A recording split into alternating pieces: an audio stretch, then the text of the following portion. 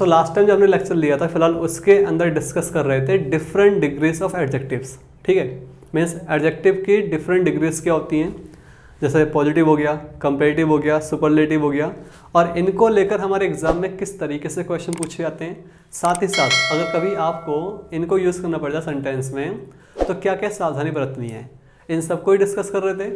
और हाँ, मुझे याद है कि जो लास्ट टाइम हमारा लेक्चर था काफ़ी लंबा हो चुका था, तो मुझे वो वीडियोस कंसेप्ट को बीच में छोड़ना पड़ गया था। ठीक है ना, तो आइए ज़रा उसी कंसेप्ट को आज आगे बढ़ाते हैं और बाकी क्या हमें कंसेप्ट पढ़ने हैं उनको भी नज़र डालते हैं। ठीक है, आइए। तो लास्ट टाइम जो हम डिस्कस कर रहे थे ज़रा उसका पहले एग्जांपल लेते हैं ताकि आपको चीज़ें दोबारा रिकॉल हो जाएं, फिर आगे चलते हैं। एक सेंटेंस लिया मैंने, the Ganga is larger then any river in India. एक सेंटेंस है, the Ganga is larger then any river in India. वही एक सेंटेंस और ले लेते हैं, the Ganga is larger then any other river in Sri Lanka. तो फिलहाल हमने दो सेंटेंस लिए और कुछ ऐसे ही सेंटेंसेस हम डिस्कस कर रहे थे लास्ट वाले लेक्चर के अंदर जहाँ पे आपकी वो लेक्चर रोका गया था। ठीक है ना। हाँ, एक बार समझा दो हम डिस्कस क्या कर रहे थे।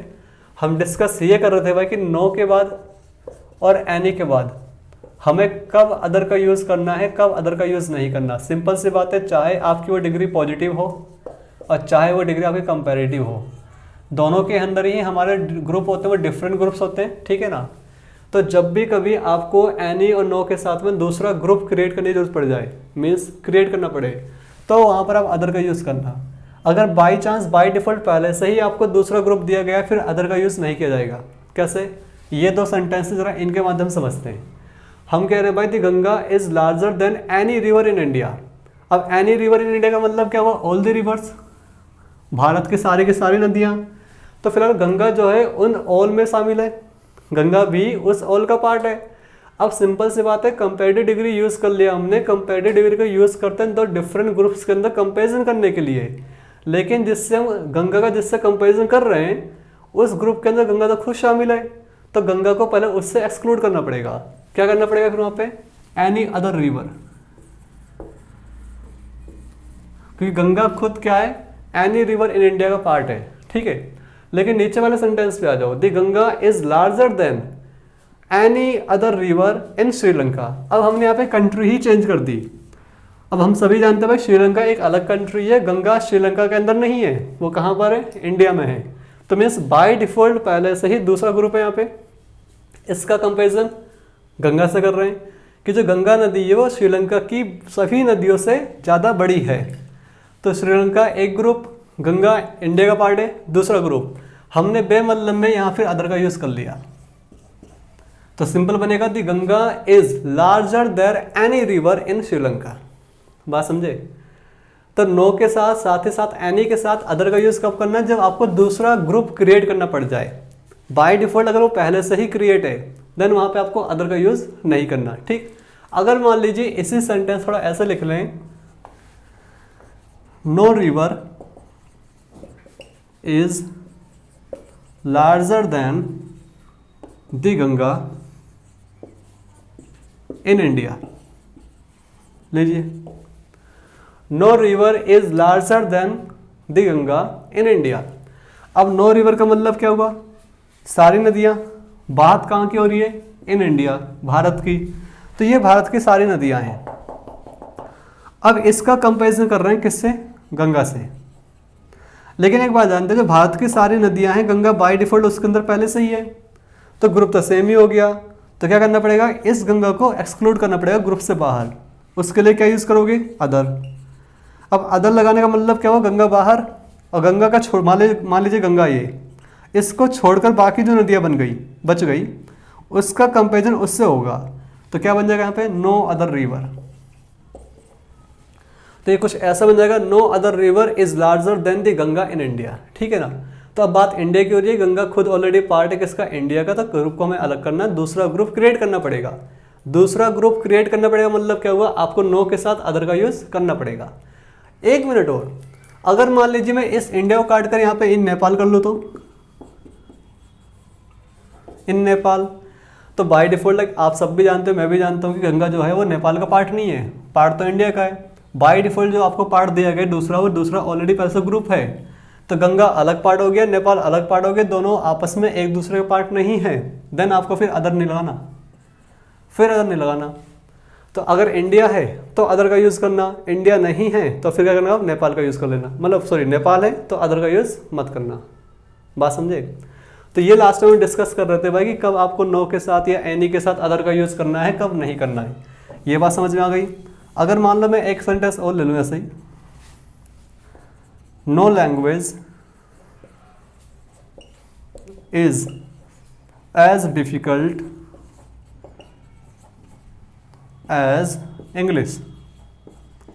ये लीजिए कि भाई जितनी डिफिकल्ट इंग्लिश लैंग्वेज है उतनी डिफिकल्ट कोई दूसरी लैंग्वेज नहीं है। अब नो लैंग्वेज का मतलब क्या हुआ, सारी। नो का मतलब क्या, टोटल, सारी की बात हो रही है।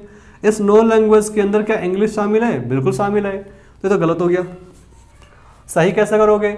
इंग्लिश को अलग करना है, बाकी सब छोड़ देना है, तो उसके लिए क्या लगाना पड़ेगा, अदर। और नो अदर लैंग्वेज का मतलब क्या हुआ, इंग्लिश को, ये सारी लैंग्वेज है, इसमें से इंग्लिश को बाहर कर दिया आपने, बाकी जो बच गए उसका मतलब, तो इंग्लिश का कंपैरिजन बाकी सभी लैंग्वेज से। बात समझे? तो ध्यान रखना भाई, नो के बाद में, एनी के बाद में कब आपको अदर लगाना है, पॉजिटिव डिग्री के साथ, साथ ही साथ कब लगाना है, कंपैरेटिव डिग्री के साथ। ठीक है, चलिए ये तो बात हुई जो हम लास्ट टाइम पढ़ रहे थे, जहाँ हमने लेक्चर बंद किया था। अब जरा इससे आगे आते हैं और देखते हैं कि भाई कंपैरेटिव डिग्री का और क्या क्या यूजेस हैं। देखिए मैंने एक सेंटेंस लिया, question 5, Mohan is stronger then Sohan. वहीं दूसरा सेंटेंस लिया मैंने आपको यहाँ पे, between Mohan and Sohan who is stronger.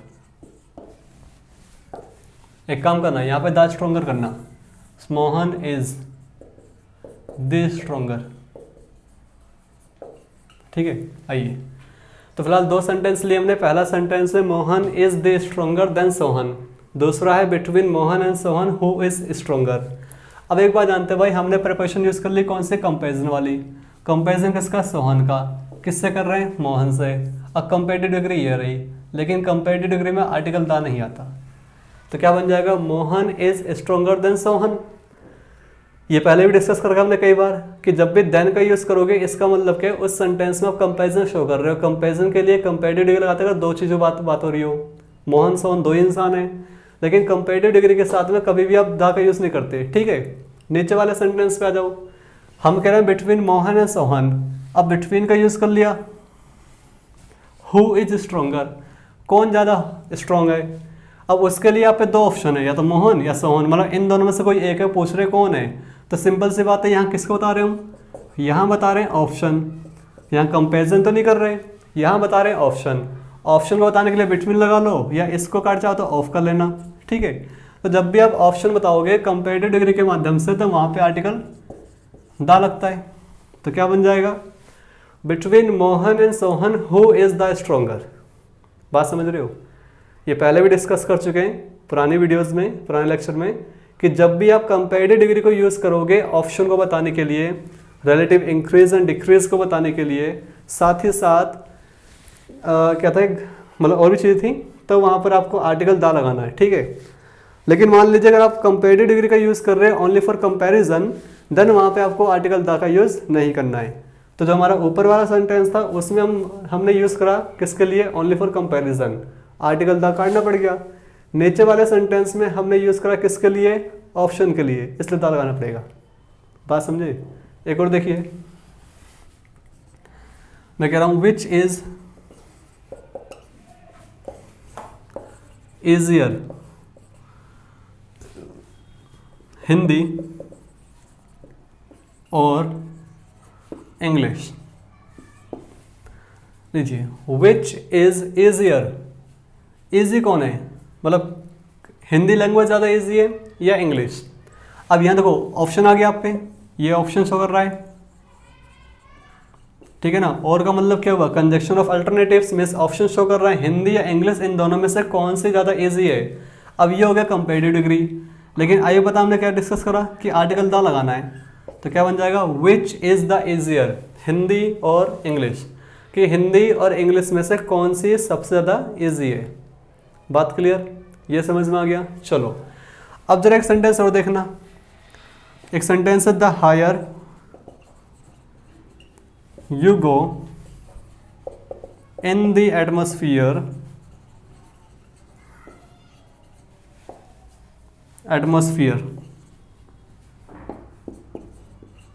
The cool you feel.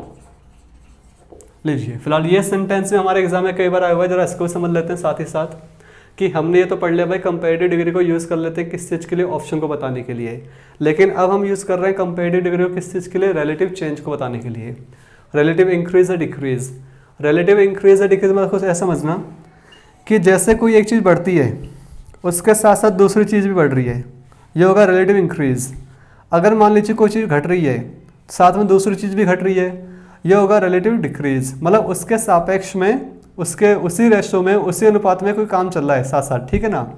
तो हम बोलते हैं ना भाई जैसे ही डिमांड बढ़ेगी वैसे ही महंगाई बढ़ेगी, जितना तुम ऊपर जाओगे उतनी तुम्हें ठंड महसूस होगी। बात समझ रहे हो। तो ये क्या रिलेटिव इंक्रीज बता रहे हैं। अब इस तरह के सेंटेंसेस जो होते हैं, सबसे पहली बात इनकी शुरुआत तो कंपेरेटिव डिग्री से होती है। हायर क्या हो गया, कंपेरेटिव डिग्री। और फिर रिलेटिव इंक्रीज या डिक्रीज को बताने के लिए आप वहाँ पे आर्टिकल दा लगा दोगे, ये आपका आर्टिकल हो गया। बात क्लियर। पहले भी डिस्कस कर चुके हैं कि हमने यहाँ पे हायर का यूज यूज़ कर रखा है, हायर को यूज़ करा है ना कि, देखो हायर को यूज़ करा है रिलेटिव इंक्रीज को बताने के लिए, ना कि कंपैरिजन को बताने के लिए। जब भी आप कंपेरेटिव डिग्री को यूज़ करोगे इंक्रीज एंड डिक्रीज को बताने के लिए, देन उसके साथ आर्टिकल द फिक्स है। बात क्लियर। तो द हायर यू गो, जितना आप ऊपर जाओगे, द कूलर यू फील। अब कूलर क्या भाई हमारा ये पॉजिटिव डिग्री है, आर्टिकल द आ गया। तो जब भी आप कभी भी रिलेटिव इंक्रीज या डिक्रीज को बताओगे, सेंटेंस के दोनों पार्ट आपके कंपैरेटिव डिग्री से ही स्टार्ट होंगे, क्योंकि ये उसके इक्वल चलेगा। जब आपका पहला पार्ट कंपैरेटिव डिग्री से स्टार्ट है तो दूसरा पार्ट भी कंपैरेटिव डिग्री से होगा। फर्स्ट पार्ट के अंदर आर्टिकल द फिक्स हो गया, दूसरे पार्ट के अंदर भी आर्टिकल द ही फिक्स होगा। द तो ठीक है, लेकिन कूल गलत है। कूल क्या है, पॉजिटिव डिग्री, क्या बनेगा cooler, the cooler you feel. बात समझे। तो हमारे एग्जाम में क्या होता है, कई बार तो एडजेक्टिव को लेकर क्वेश्चन आता है, कंपेरेटिव डिग्री की जगह पर वहाँ पे यूज़ कर लेंगे पॉजिटिव डिग्री। और कई बार क्या होता है कि आपको एडजेक्टिव सही दिया गया होता है, उसकी जगह पे जो आर्टिकल द है ना उसमें एरर मिलता है कि वहाँ पे द नहीं लिखा मिलेगा।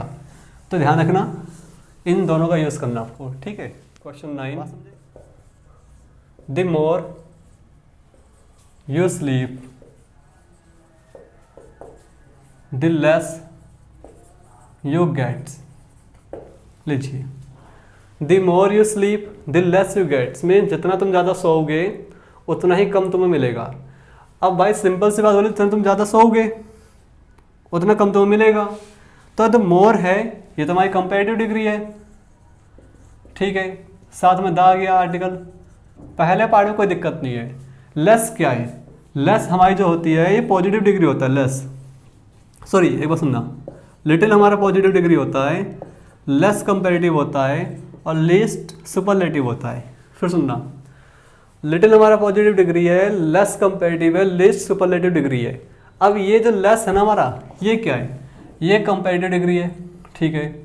आर्टिकल था, ये भी ठीक है। तो दोनों पार्ट राइट है, सेंटेंस आपका राइट है। बात समझ रहे हो। तो आप जितना ऊपर जाओगे उतनी आपको ठंड महसूस होगी, आप जितना पढ़ोगे तुम्हें उतना मिलेगा, जितनी आप मेहनत करोगे उतना तुम सक्सेस होंगे। इस तरह के सेंटेंसेस बनते हैं ना, इनकी शुरुआत फिलहाल करते कैसे, सबसे पहली बात कंपेरेटिव डिग्री होनी चाहिए दोनों पार्ट की शुरुआत, ठीक है ना। फिर उनके साथ आर्टिकल द लगना चाहिए। कैसे, जरा एक एग्जांपल और देखना। मैं लिखा the hard you try the more you get, कि भाई जितना ज़्यादा तुम मेहनत करोगे तुम उतना मिलेगा। अब मोर क्या, कंपेरेटिव डिग्री, ठीक है। आर्टिकल द, ये भी ठीक है। सेकंड पार्ट में कोई दिक्कत नहीं है। हार्ट क्या हमारा, पॉजिटिव डिग्री, और आर्टिकल द, आर्टिकल ठीक है, लेकिन हार्ड गलत हो गया, क्या बनेगा? दी हार्डर। बात समझ रहे हो? तो सिंपल सी बात है, यही हमारे कुछ क्वेश्चन आते हैं, काफ़ी इजी होते हैं। अब इजी है समझने के बाद में, ठीक है, कब दा लगाना है कब नहीं, इस बात का ध्यान रखना। इसके अलावा लास्ट टाइम हमने एक सेंटेंस और लिया था, आइए देख लेते उसको भी। It is getting dark little bye little.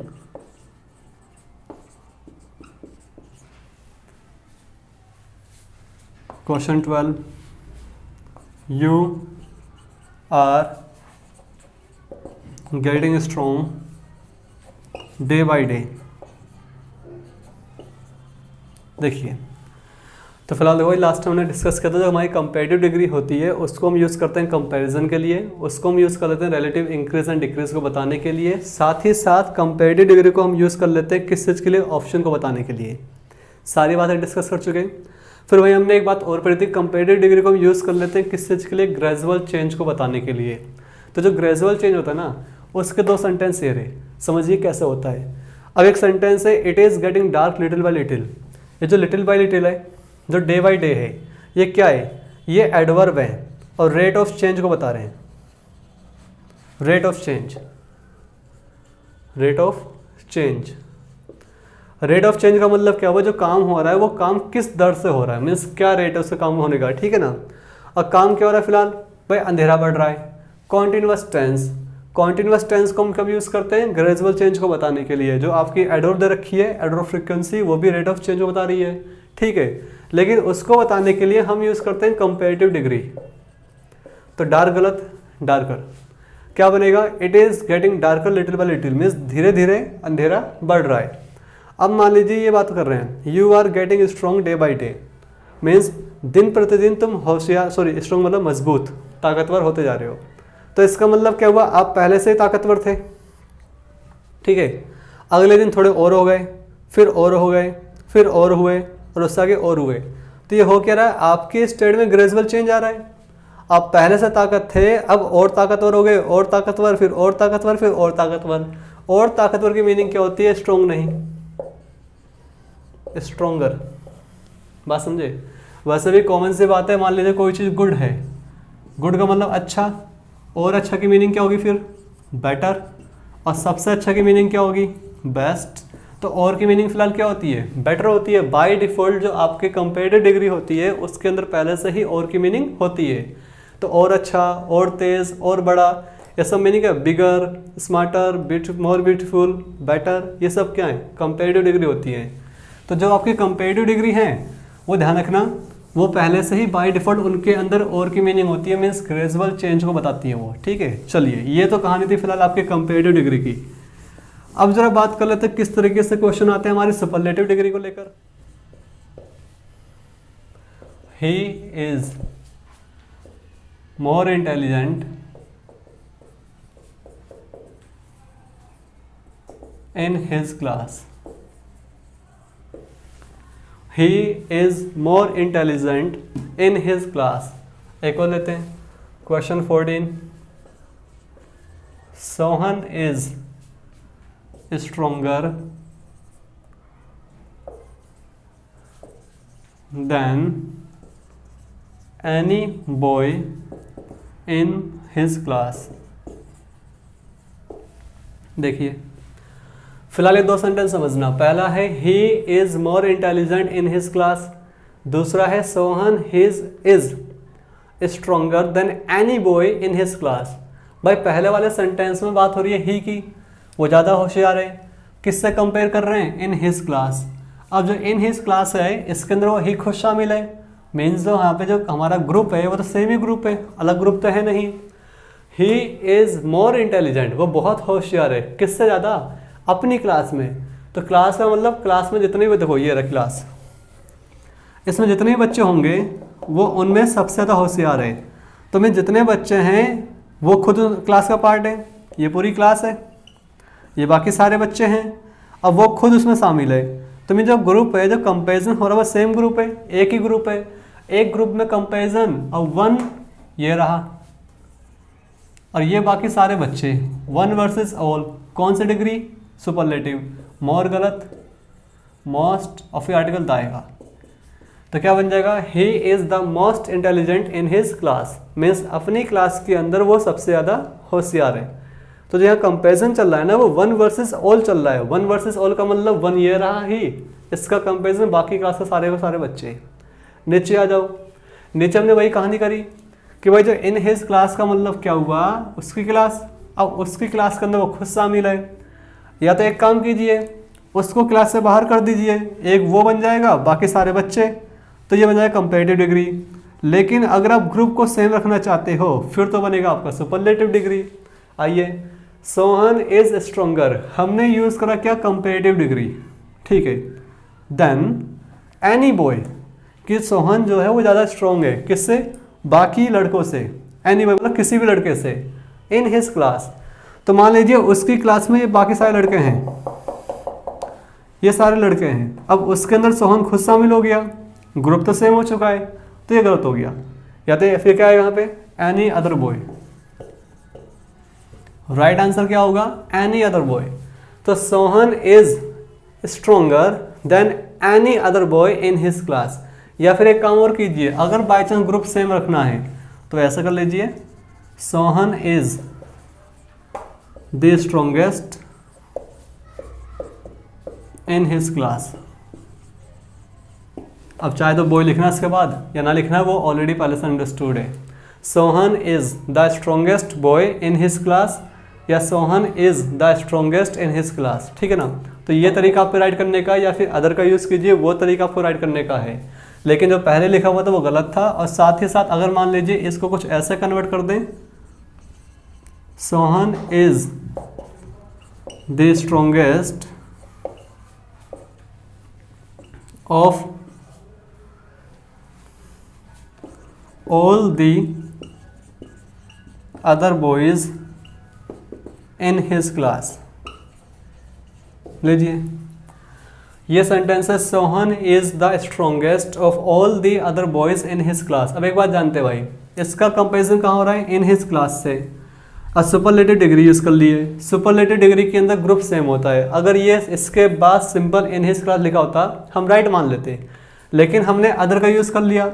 Other boys का मतलब क्या हुआ, सोहन से बाकी दूसरे लड़कों को अलग कर दिया, तो हमने यहाँ पे एक नया ग्रुप बना दिया। अब सुपरलेटिव डिग्री के लिए दूसरे ग्रुप की आवश्यकता नहीं होती है, इसलिए अदर नहीं आएगा। अदर काटो, तो अदर काट दो, बाकी सब राइट होगा, अदर काट दो बस आप, क्या बन जाएगा, Sohan is the strongest of all the boys in his class.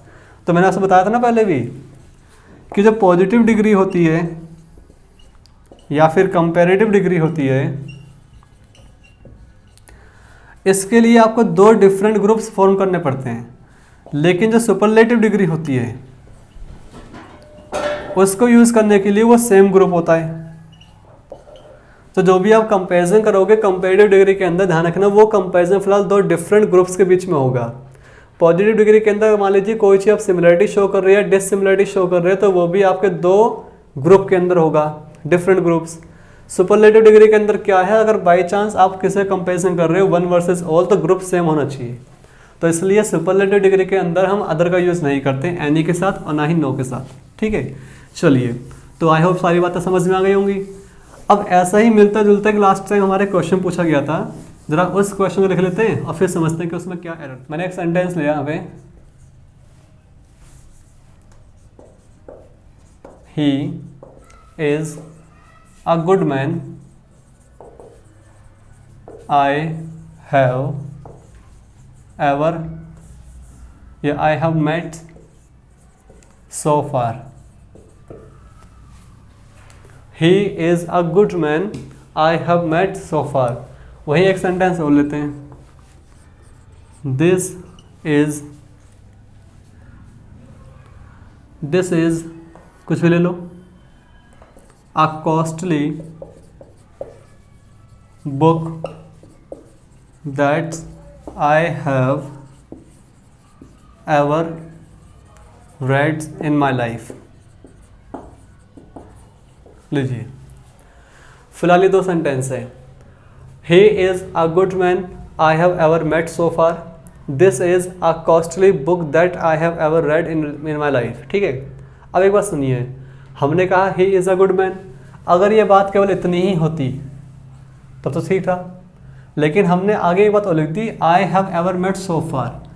अब एक बात जानते हैं भाई, जो हमारा प्रेजेंट परफेक्ट टेंस है, प्रेजेंट परफेक्ट टेंस की कहानी क्या होती है? वो होता है पास्ट प्लस प्रेजेंट। बात समझ रहे हो? प्रेजेंट परफेक्ट टेंस का मतलब क्या हुआ? Past plus present. मीन्स कोई सा एक ऐसा एक्शन जो पास्ट में स्टार्ट हुआ तो प्रेजेंट में भी वो इंक्लूड है, उसे हम बोलते हैं प्रेजेंट परफेक्ट टेंस। अगर मैं कह रहा हूँ भाई कि वो एक अच्छा इंसान है, I have ever met so far, means अब तक मैं जितने लोगों से मिला हूँ उनमें से वो एक अच्छा इंसान है, तो इससे कुछ सेंस ऐसे बनेगी। अब जो लिखा पड़ा है I have ever met so far, इसका मतलब क्या हुआ? अब तक मैं जितने लोगों से मिला हूँ, तो मीन्स मैं पहले भी लोगों से मिल चुका हूँ पास्ट में। बात समझे? पहले मिल चुका हूँ, ये तो पास्ट हो गया, और ये रहा आपका प्रेजेंट, तो आज भी मिला हूँ। तो मीन्स ये जो इंसान है ये एक अच्छा इंसान है उन सभी लोगों में से जिनसे मैं पहले मिल चुका हूँ। तो मीन्स पास्ट में कई लोगों से मिल चुका हूँ। अब ये रहा वो वन, इसका कंपैरिजन कर रहे हैं वर्सेस ऑल, इस सभी से। तो वन वर्सेस ऑल कौन सी डिग्री? सुपरलेटिव डिग्री, गलत। He is the best man. बात समझे? जो हमारा प्रेजेंट परफेक्ट टेंस है, प्रेजेंट परफेक्ट टेंस का मतलब क्या होता है? Past plus present. मीन्स वो एक्शन पास्ट में भी हुआ होगा और प्रेजेंट में भी हो रहा है। तो मीन्स पास्ट में आप कई लोगों से मिल चुके हो, प्रेजेंट में मिले होंगे आप, उन सभी में से वो सबसे बढ़िया था। तो वन वर्सेस ऑल का कंपैरिजन हो रहा है, इसलिए सुपरलेटिव डिग्री। नेक्स्ट आते हैं, हम कह रहे हैं दिस इज, ये दिस इज करना, this is a costly book, ये एक महंगी किताब है। अगर ये बात इतनी ही होती तो ठीक था, मान लेते this is a costly book, लेकिन हमने आगे लिख दिया रिलेटिव, मतलब कंजक्शन लगाया दैट और एक क्लोज लिख दी। I have ever read in my life, means life में मैंने अब तक जितनी भी किताबें पढ़ ली हैं उनमें से ये है। अब इसका मतलब क्या हुआ? परफेक्ट टेंस है, तो मीन्स ये रहा प्रेजेंट और ये रहा पास्ट। तो मतलब मैं पास्ट में कई किताबें पढ़ चुका हूँ, ठीक है, और अभी भी पढ़ रहा हूँ प्रेजेंट में। तो आज तक मैंने जितनी भी किताबें पढ़ी हैं उनमें से ये वाली सबसे बेहतर है। तो मीन्स इसका कंपैरिजन उन सभी किताबों से कर रहे हैं जो हम पहले पढ़ चुके हैं पास्ट में। तो वन वर्सेस ऑल कौन सी डिग्री? सिंपल सी बात, सुपरलेटिव डिग्री, गलत। तो द कॉस्टलीएस्ट, तो this is the costliest book that I have ever read in my life. तो मैं कहना क्या चाहता हूँ भाई, सुन लीजिए कि कभी भी अगर परफेक्ट टेंस के अंदर, ठीक है, सो फार, बाय फार, एवर या इन माई लाइफ जैसा है ना, बढ़िया, yet, till now, by now, ठीक है, एटसेट्रा, कभी भी अगर प्रेजेंट परफेक्ट टेंस का यूज़ कर रहे हो और उसके साथ में आपने इन वर्डों को यूज़ कर रखा है, जैसे सो फार हो गया, बाय फार हो गया, एवर हो गया, इन माई लाइफ हो गया, येट हो गया, टिल नाउ हो गया, बाय नाउ हो गया, इन वर्डों का अगर आपने यूज़ कर रखा है और प्रेजेंट परफेक्ट टेंस है वो, फिर उसके साथ जो डिग्री आएगी ना वो सुपरलेटिव डिग्री आएगी। सुपरलेटिव डिग्री क्यों आएगी ये आपको समझा चुका। जो प्रेजेंट परफेक्ट टेंस होता है ये फिलहाल पास्ट प्लस प्रेजेंट होता है, तो मीन्स वो एक्शन हमारा पास्ट में भी कंटिन्यू था, साथ ही साथ प्रेजेंट में भी कंटिन्यू है। अब पास्ट प्लस प्रेजेंट का मतलब क्या हुआ? अगर आप किसी बुक की बात कर रहे हो तो मतलब पास्ट में आपने बहुत सारी बुकें पढ़ी होंगी और प्रेजेंट के अंदर फिर पढ़ रहे हो आप, तो उस वन का कंपेरिजन जो आज प्रेजेंट में आपके पास है आप बाकी सभी किताबों से कर रहे हो, तो वन वर्सेस ऑल कहलाएगा। ठीक, उसी प्रकार मान लीजिए आप आपने कोई मूवी देखी, ठीक है, और आप कह रहे हो भाई अब तक मैं जितनी मूवी देखी है उनमें से सबसे बेहतरीन मूवी ये रही, तो क्या बोलोगे? This is the best movie I have ever watched. कि आई हैव एवर वॉच्ड का मतलब क्या हुआ? मान लीजिए आई हैव एवर वॉच्ड, ये लिख दिया यहाँ पे, ठीक है ना। इसका मतलब क्या हुआ? आज प्रेजेंट हो आप, प्रेजेंट में आपने एक मूवी देखी और उसको आप सबसे बढ़िया मान रहे हो। किससे बढ़िया? जितनी मूवी आज तक आपने देखी है, तो मीन्स पास्ट में आप मूवी कई बार देख चुके हो, ठीक है, उन सभी मूवी में से इसका कंपैरिजन कर रहे हो, तो वन वर्सेस ऑल क्या आएगा, the best. So this is the best movie I have ever watched in my life. बात समझे? तो ये कुछ कहानियाँ थी या कुछ कंसेप्ट था, खासकर कंपेरेटिव डिग्री को लेकर एंड सुपरलेटिव डिग्री को लेकर। होता क्या है ना कि हमारी जो डिग्री होती है 3 होती हैं, पॉजिटिव, कंपेरेटिव, सुपरलेटिव। तीनों की बेसिक बातें पता होती हैं, लेकिन तब भी कई बार क्या होता है कि चीज़ें पढ़ने के बाद भी हम गलतियाँ करते फिरते हैं, ठीक है। वो इसलिए कहीं ना कहीं हम चीज़ों को रट्टा मार लेते हैं, बचपन से रट्टा मारते आ रहे हैं शुरू से ही, ठीक है। जब से हमने इंग्लिश सीखना स्टार्ट करी है, अब क्या करें, जो हमारे शुरुआती टीचर थे वो ऐसे मिलते हैं जो चीज़ों को रटना सिखाते हैं। तो वही कॉमन सेंस यूज़ करते नहीं हम फिलहाल, और वाकई में कॉमन सेंस इतनी कॉमन नहीं होती है, वरना सब में मिलती है आपको ये, ठीक है। तो लॉजिक्स देखो, रीजंस देखो कि आखिर में दा कब लगाना है, कब नहीं लगाना है। कंपैरिजन केवल तभी होता है जब वहाँ पे प्रीपोजिशन देन आई हो। प्रीपोजिशन देन के अलावा अगर आपने किसी दूसरी प्रीपोजिशन का यूज़ कर रखा है, मान लीजिए बिटवीन, ऑफ, इनका यूज़ कर रखा है, या फिर किसी अल्टरनेटिव कंजक्शन का यूज़ कर लिया आपने, मान लीजिए कौन सा, और, ठीक है, तो वहाँ पे कंपैरिजन नहीं हो रहा है। कंपैरिजन नहीं हो रहा है इसका मतलब क्या हुआ, फिर वहाँ पे आपने कंपैरेटिव डिग्री को यूज़ कर रखा है किसी और चीज़ के लिए। और चीज़ के लिए मतलब ऑप्शन बताने के लिए, सिंपल सी बात है। तो वहाँ पे आपको आर्टिकल दा लगाना पड़ेगा, क्योंकि आपके पास ऑप्शन केवल 2 ही हैं कि इनमें से कौन सी बेहतर है। अब जो भी बेहतर होगी, मतलब कोई एक तो बेहतर होगी, तो 2 ऑप्शन आपके पास हैं, उनमें से कोई एक बेहतर है, तो वो एक आपका डेफिनेट बन जाता है, और डेफिनेट के लिए आर्टिकल दा लगाते हैं, ठीक है। उसके अलावा हमने एक बात और पढ़ ली, जो कंपेरेटिव डिग्री होती है उसके माध्यम से रिलेटिव इंक्रीज और डिक्रीज को बताते हैं हम। धनवा में आर्टिकल दा लगाना पड़ता है, सॉरी। फिर एक बात और पढ़ी हमने, ग्रेजुअल चेंज को बताने के लिए भी मतलब हम कंपेरेटिव डिग्री का यूज़ करते हैं। टेंस कौन सा होगा, कॉन्टिन्यूअस, ठीक है। तो ये सारी बातें पढ़ी हमने कंपेरेटिव डिग्री के बारे में। फिर सुपरलेटिव डिग्री की डेफिनेशन थी कि भाई इसका कंपेरिजन 1 वर्सेस ऑल होता है, तो वही ध्यान रखना, 1 वर्सेस ऑल करते हैं। अब यहाँ पे हमें अंडरस्टूड करना है कि परफेक्ट टेंस आ गया। परफेक्ट टेंस का मतलब क्या, वो एक्शन आपका पास्ट में वैलिड था, पास्ट में पहले से होते हुआ आ रहा है, प्रेजेंट के अंदर भी वैलिड है, आज भी वो हो रहा है, और उस चीज़ का कंपैरिजन आप पिछले पास्ट के सभी एक्शन से कर रहे हो। तो मीन्स अगर आपने कोई किताब पढ़ी, किताब काफ़ी अच्छी लगी आपको, और आप कह रहे हो भाई ये किताब अब तक की मैं जितनी किताबें पढ़ी हैं उनमें से सबसे बेहतर है, तो मीन्स अब तक आप कई सारी किताबें पढ़ चुके हो, ठीक है, तो वो आपका प्रेजेंट परफेक्ट टेंस कहलाएगा। अब बात रही जो किताब आज पढ़ी आपने, वो उन सभी किताबों से बेहतर है, तो कौन सी डिग्री, 1 वर्सेस ऑल, इसका मतलब सुपरलेटिव डिग्री। बात क्लियर? तो ये सारी बातें थी जो हमने डिस्कस करा इन 2 लेक्चर्स के अंदर। अभी फिनिश नहीं हुआ है, बहुत कुछ पढ़ना बाकी है, वो लेंगे नेक्स्ट लेक्चर के अंदर। तो अगर यहाँ तक कोई डाउट हो तो एक काम करना, आप वीडियो को दोबारा देखना, कमेंट सेक्शन के अंदर जो भी आपके डाउट हैं, कुछ क्वेश्चंस होंगे, डाउट्स होंगे, या जो भी कुछ आपको कहना है आप आराम से कमेंट करना, ठीक है। चलिए फिर मिलते हैं आपसे नेक्स्ट वीडियो में। इस वीडियो में इतना ही, बाय।